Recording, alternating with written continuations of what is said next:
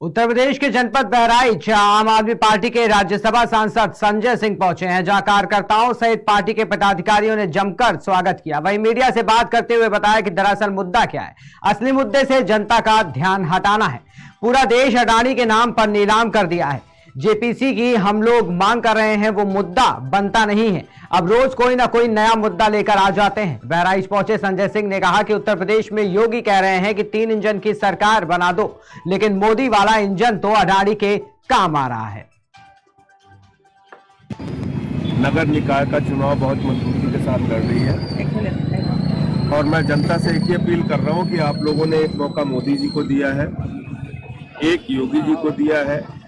ये शहरों की सफाई का काम है, ये झाड़ू वालों को दे दीजिए। पिछले कई दिनों से लगातार मैं एक दिन में 5-5, 6-6 सभाएं कर रहा हूं, लोगों के बीच में जा रहा हूं। इस चुनाव में आम आदमी पार्टी के प्रति लोगों में रुझान है और अच्छा परिणाम आना चाहिए। हमने 3 बड़े वादे किए हैं। हाउस टैक्स साफ, वाटर टैक्स माफ, शहर होगा साफ। इन तीनों नारों के साथ हम इस चुनाव में हैं।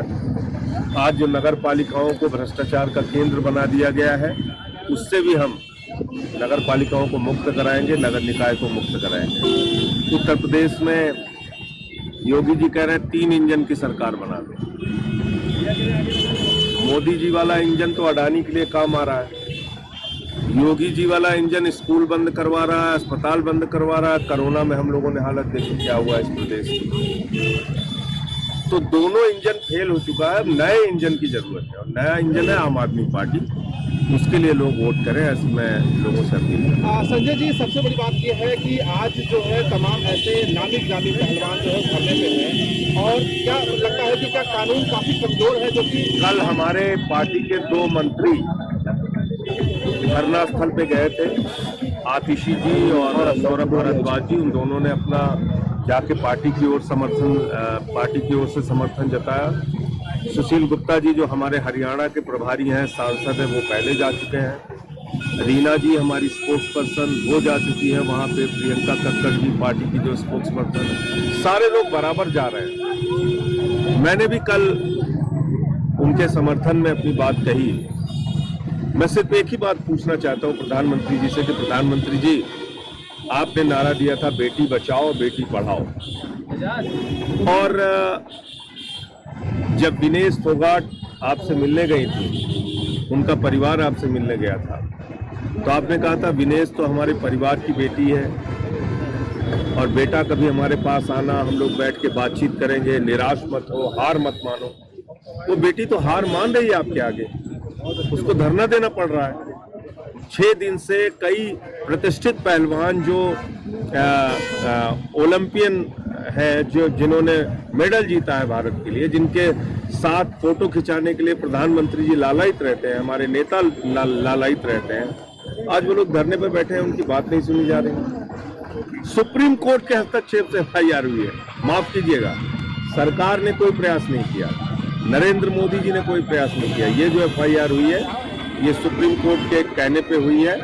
और मैं उम्मीद करता हूं कि दिल्ली पुलिस जैसे बाकी मामलों में लीपापोती करने का काम करती है, क्योंकि ये सुप्रीम कोर्ट की निगरानी में मामला है, तो इसमें हिला हवाली नहीं करेगी। जो न्याय संगत है, न्यायपूर्ण है, उन खिलाड़ियों के साथ न्याय करेगी। संजय जी, आपकी पूरी पार्टी लगातार लगी हुई है और अब आज बात सामने आ रही है कि केजरीवाल जी भी आज धरना स्थल पर जाएंगे। कहां तक आपकी पार्टी जो रेसलर्स हैं उनके साथ खड़ी रहेगी? हम शुरू से खड़े हैं, आगे भी खड़े रहेंगे। देश का चुनाव पहले उन्होंने पिछली बार जब आंदोलन किया था तो उन्होंने राजनीतिक दलों को दूर रहने के लिए कहा था, इसलिए हम लोग उनकी बातों का सम्मान किया। भूषण सिंह ने आज ये साफ तौर पे कहा है कि तमाम ऐसी राजनीतिक पार्टियां हैं जिनके दबाव में हमारे ऊपर मुकदमा दर्ज किया गया है। मैं बिल्कुल पाक साफ हूँ। ये रेसलर्स जो बैठे हुए हैं, कोई भी, मैं कह रहा हूँ राजनीति के नाते बाकी आरोप लोग लगा सकते हैं। मैं मानता हूं कि राजनीति इस स्तर पे पहुंच गई, लेकिन बेटियां वो अपने इज्जत को चौराहे पर उछालने का काम नहीं करेंगी। तो वो अगर कोई बात कह रही है तो उसकी जांच होनी चाहिए, गंभीरता से उसको लेना चाहिए उनकी बात। सांसद की गिरफ्तारी होनी चाहिए। अब क्या करेगी पुलिस? देखिए दिल्ली पुलिस क्या करती है। बाकी मामलों में तो शेर बन जाते हैं वो लोग। आप लोग मानते हैं इस मामले में क्यों छिपे हुए हैं? विपक्ष इस्तीफे की मांग कर रहा है, क्या कहना चाहिए? प्रधानमंत्री जी को सामने आकर रेसलर्स के मुद्दे पर जवाब देना चाहिए। देश के प्रधानमंत्री मुंह छुपा के गुफा में नहीं छिप सकते, उनको सामने आके जवाब देना चाहिए।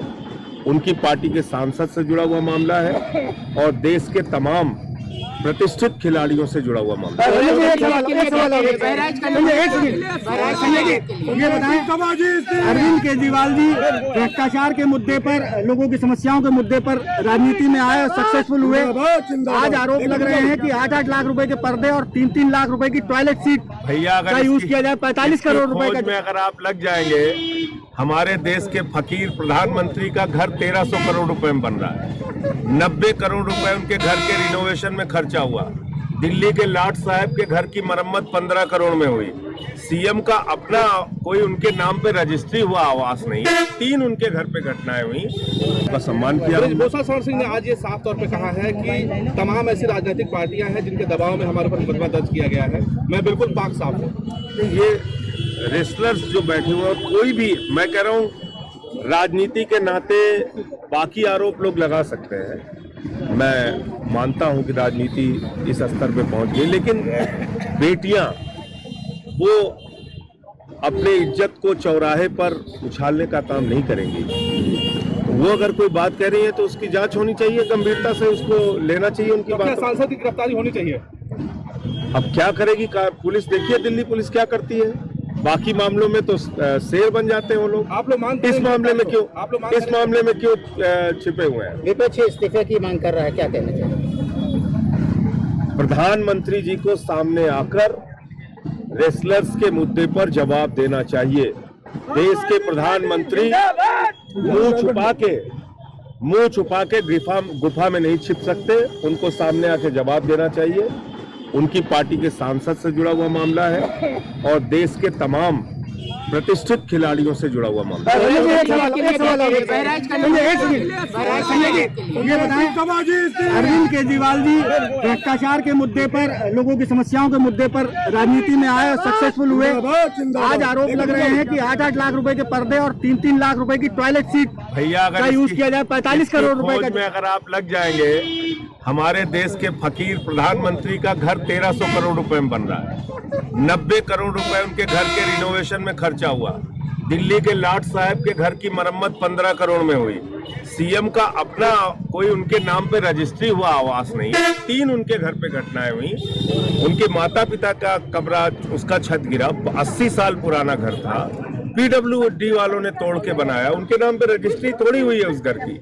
दूसरी बात यह है कि आज अगर मुद्दा बनाना चाहता है मीडिया, इस पे चलाना चाहता है खबर, तो दिखाइए ना प्रधानमंत्री जी कितने का सूट पहनते हैं, कितने का चश्मा पहनते हैं, कितने के कलम इस्तेमाल करते हैं। 8,000 करोड़ रुपए का, 8,500 करोड़ रुपए का जहाज, निजी जहाज प्रधानमंत्री जी ने अपने लिए खरीदा।